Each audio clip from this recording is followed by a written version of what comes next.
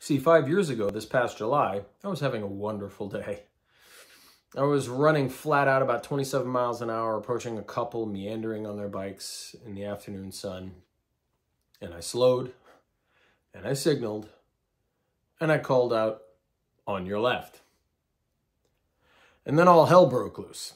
Some no-talent ass clown passed me on the left with no word or warning as I was at the apex of coming around the two people I was passing. I swerved right to avoid hitting him. The front wheel hit soft sand. Newton's third law took over. I went over the handlebars screaming, "Asshole!" I hit the pavement hard on my left shoulder, bounced, then skidded about 10 more yards and ended up on my back. This was the result. Welcome back, Mavericks. You know, I often come across things in life that seem so blatantly intuitive. I think to myself, why the heck isn't everyone doing this? And tonight, we're going to speak about 3 of them. But before we do that, I just want to tell you guys that you are the reason we're successful. You hit like and subscribe, you watch our content, maybe consider becoming a Patreon. You make it possible for us to continue to do this and to make it better for everybody. So thanks. Our local rail to trail has 3 simple rules. Yours probably does too. 3. Like 3. 3. 3 shall be the number thou shalt count, and the number of the counting shall be 3. But these rules aren't just for bike trails. In fact, they're pretty effective anywhere. City or country, road or trail, quiet lane or busy, crowded square. Pretty much anywhere. Except on the sidewalk. Number 1, slow in passing. It's better for everybody involved. Slow when you're passing anyone or anything. Riders, runners, dog walkers, parked cars in the road. Oh, shit!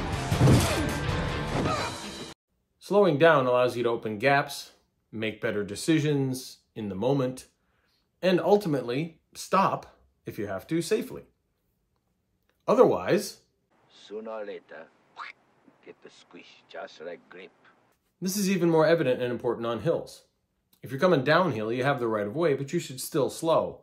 If you're going uphill, you should yield to those coming down before you pass somebody. Give yourself and others more time to think, make decisions, and potentially stop by slowing down. Rule number 1. Rule number 2, signal for those behind you. Signaling your intention is hugely important because you often can't see what's coming up behind you. Without a signal, riders coming up behind you have no idea how to react or what you intend to do. Okay, aside from the normal signals of left, right, and stop, using your arm to tap on your back or your butt on the right side for an obstruction or a person or a dog or something on the right, or the left with your left arm, allows the person behind you to know there's something ahead that they need to worry about. They can slow and make a change and potentially prevent an accident. It's that simple. A signal can save you from a nasty crash you didn't see coming. Rule number 3, call out for those ahead of you. If you're approaching someone to pass from behind, you need to call out so they know you're there. There are 2 standard greetings that I've seen around the country, no matter where I've ridden in America. On your left, or passing. They seem to vary depending on where in the country you are, but the gist is the same. You let somebody know who may be listening to music, on the phone, having a conversation, a bad day, or otherwise be preoccupied, that you're about to pass them and that they should be aware of your presence.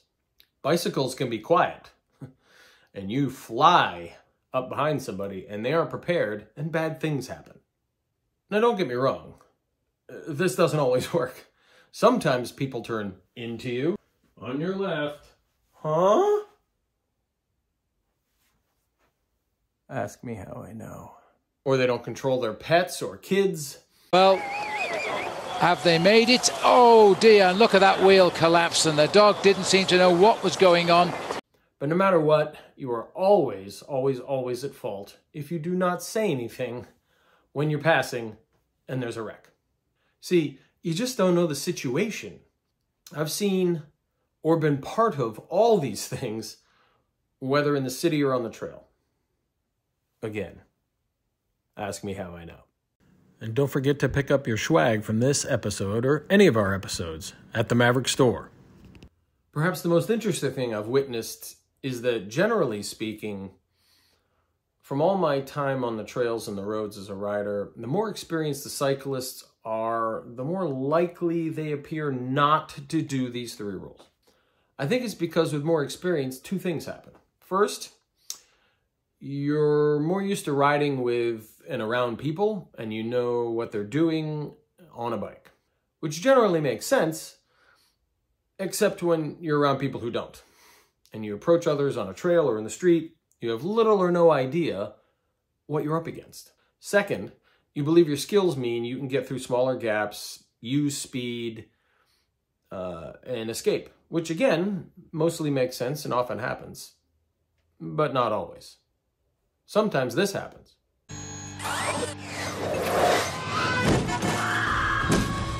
So please, folks, check your ego. Use the 3 rules we just talked about every time you ride. And for the love of God, use your head. I mean, is there something wrong with you or what? tonight's episode is in no way sponsored by this.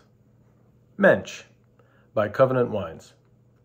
No, not named after the tiny Mensch, my son, but equally as wonderful. I'm not usually a fan of Zinfandel, but this is quite good. I love this vineyard. Covenant Wines, look them up. They don't sponsor us, but they sure do make us smile.